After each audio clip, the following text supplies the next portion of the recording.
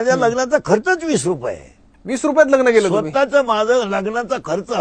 तुम्ही कधी दाडला आलेत हा. संगमनेर तालुक्यात, तर दाडच्या शिवमंदिरामध्ये माझं लग्न झालं. हा. फक्त 20 रुपयाचे 2 हार होते, बस तेवढाच खर्च? बस. त्याच्यापेक्षा सुट्ट्या रुपया माझ्या लग्नाचा खर्च. मी ड्रेस सुद्धा घेतला नाही, या अंगाला हळद सुद्धा लावलेली नाही. पण संसार पुढे एवढा मोठा झाला.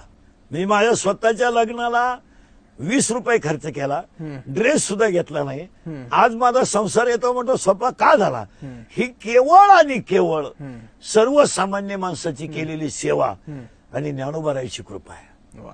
तसं घडणारच नाही. आता तुमचे 2 कान आहेत, माझे 2 कान आहेत. 2 कान आहे पण काम एक आहे.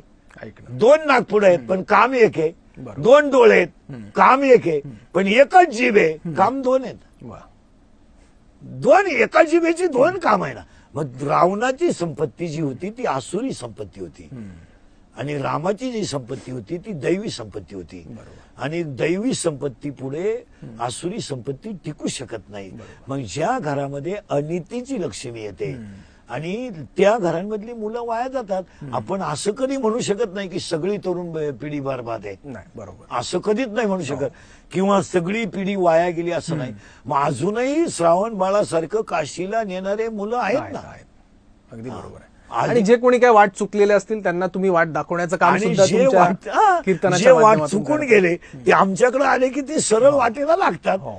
हेच त्याचं वैशिष्ट्य आहे. नाही, तुम्ही इतकं छान सगळं हरिनामाचं महत्व सांगितलंय, प्रबोधनाचं महत्व पटलंय, संत साहित्य आपल्या आयुष्यात किती महत्वाचं आहे आणि नामस्मरणाचं महत्व सुद्धा तुम्ही सांगितलंय.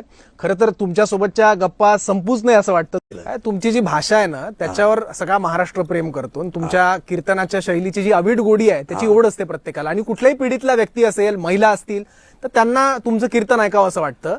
ही शैली तुम्ही कसं, म्हणजे ही काळाप्रमाणे तुम्ही स्वतःमध्ये विकसित केली की तुमचा तो बोलण्याचा आधीपासूनचा भाग होता? अगदी तुमचा सुंदर प्रश्न आहे. हा जो प्रश्न आहे, मुळात माझ्या वाणीमधली असणारी विनोदी शैली ही नैसर्गिक आहे.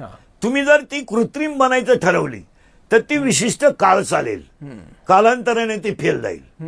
कोणतंही काम कृत्रिम असेल आणि नॅचरल नसेल तर नॅचरल गोष्ट टिकून राहते आणि कृत्रिम गोष्ट आहे. नाटकात एखाद्याने केलेले हावभाव, चित्रपटात एखाद्याने केलेली ऍक्टिंग ही कृत्रिम आहे, म्हणजे तेवढ्या 3 तासापुरती आहे ती, त्याच्यानंतर त्याच्यात नाही.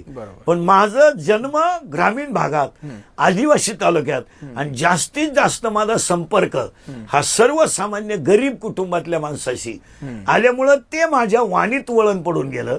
आणि ती भाषा पुढं मला माहित नाही की आपली साधी भाषा ही पुढं लोकांपर्यंत प्रभावी ठरेल, पण ती नेमकी प्रभावी ठरली. हा मुळातच नैसर्गिकपणा आहे. आणि मग नैसर्गिकपणामध्ये सगळ्या गोष्टी नैसर्गिक आहेत. बऱ्याचशा गोष्टी माणसामध्ये नैसर्गिक आहेत. हसणे हा नैसर्गिक गुण आहे, ही नॅचरल प्रोसेस आहे. बरोबर. आणि नॅचरल प्रोसेसमध्ये हसण्यामध्ये तुम्ही हसण्यामध्ये कृत्रिमपणा आणू शकत नाही. तुम्हाला फक्त आणायचं असेल तर तो तुमच्या गालावर खडी पाडून किंवा थोडंसं स्मित हास्य करून आणा. पण नॅचरल हसू जे असेल ते तुम्ही आलं तर आणू शकत नाही आणि आलं तर दाबू शकत नाही. करेक्ट. तुम्हाला नॅचरल हास्य जेव्हा तयार होईल. पण त्याच्याहून कठीण असतं हसवणं समोरच्याला. हा, सगळ्यात जास्त गोष्ट तुम्ही कसं करता? आणि हसवण्यामध्ये असं आहे, जी गोष्ट व्यक्तीच्या हृदयाला पूर्णपणे भिडते आणि ती गोष्टीमध्ये आपण बसतोय हे ज्याला वाटतं त्या गोष्टीला तो हसल्याशिवाय राहत नाही. बरोबर. उदाहरणार्थ आपण एखाद्या व्यसन करणाऱ्या दारुड्या माणसाला बोललोय, तो पिणार आहे, त्याला दारू पिण्याची लक्षणं सांगितल्यानंतर त्याच्या ती हृदयाला बरोबर पटतात आणि मग त्याचं अंतर्मन त्याला हसायला लावतं, अरे इट इज करेक्ट, वा, हे बरोबर आहे. जुगार खेळणाऱ्या माणसाचं जर इस्टेटीचं वाटोळं झालं, त्याच्या परपंचाचं वाटोळं झालं आणि त्याला जर ते पटवून दिलं तर त्याला ते पटतंय, अरे इट इज करेक्ट. म्हणजे हसू माणसाला हास्य कधी तयार होतं, जी गोष्ट मनाला पटते आणि त्या गोष्टीमध्ये आपण मॅच्युअर्ड आहोत, म्हणजे जुळलोय, बरोबर, ती गोष्टीला तो प्रगट झाल्याशिवाय राहत नाही. बरोबर. आणि जो माणूस त्याच्याशी संबंधच नाही तो तितका मोकळ्याने हसत नाही, त्याला ती गोष्ट निगेटिव्ह वाटते, म्हणजे त्याच्या मनाला ती पटत नाही. आणि हास्य ही नैसर्गिक प्रक्रिया आहे, हे जे नॅचरल प्रोसेस आहे. बरोबर. हसणे. आणि सगळ्यात महत्वाची गोष्ट, हास्यामध्ये रक्ताभिसरण अतिशय सुंदर होऊन तुमच्या मेंदूवरचा तणाव कमी होतो. आणि सगळ्यात महत्वाची गोष्ट आहे, हास्य हे टॉनिक आहे. बरोबर. हास्य हे टॉनिक आहे. तुम्हाला जर वाईट विचारापासून, काही वाईट गोष्टीपासून बाजूला जायचं असेल, किंवा आपल्या मनामध्ये आलेली एखादी विकल्पित गोष्ट, न येणारी गोष्ट जर तुमच्या मनात आली असेल, तर ती गोष्ट तुम्हाला जर टाळायची असेल, तर त्याला हास्य हे औषध आहे. बरोबर. तुम्ही जर हसलं तर ती गोष्ट टाळू शकता. उदाहरणार्थ आता आमच्यासारखे माणसं कीर्तन करताना